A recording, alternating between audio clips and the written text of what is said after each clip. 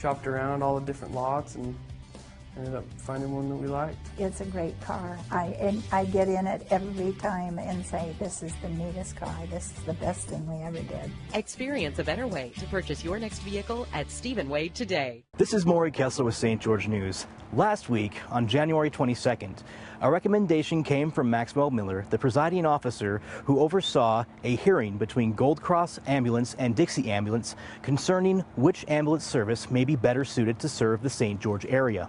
Gold Cross is recommended to take over 911 transport service for the St. George area, as Dixie Ambulance is described in the report as being in violation of state law due to inadequate staffing, protocols, and a host of other issues. First of all, big picture, speaking directly to the recommendation.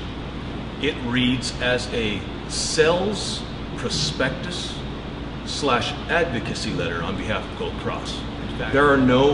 It doesn't address in any way, shape, or form the patient care aspects of Dixie Ambulance, of the quality of our medics and our EMTs. When it comes down to the question of patient care, Dr. Michael Tremea, who is the medical director for Dixie Ambulance, and all of the physicians with Southwest Emergency Medical Physicians Group put their names on a letter that not just supported Dixie Ambulance, strongly supported Dixie Ambulance. Well, it's interesting because there are a lot of agencies throughout the state of Utah who have the exact staffing model that Dixie Ambulance has. Paul Patrick, director of BEMS, or the Bureau of Emergency Medical Services, has, and it was testified in hearing by Chief Coleman and Chief Butcher, or Captain Butcher from the... Now, Mr. Maxwell would ask, after each person testified, do you have that in writing?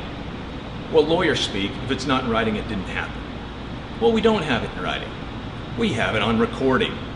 It happened 29th March 2011. It's a conversation between Paul Patrick and Tony Randall, who is the president of Dixie Ambulance, where Tony asks him specific questions with regards to staffing and billing rules.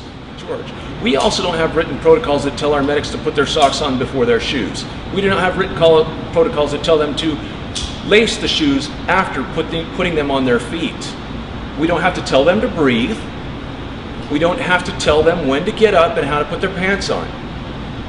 All of the medically necessary written protocols are in place. And as far as written protocols, jump into any of these ambulances. You'll see the protocols.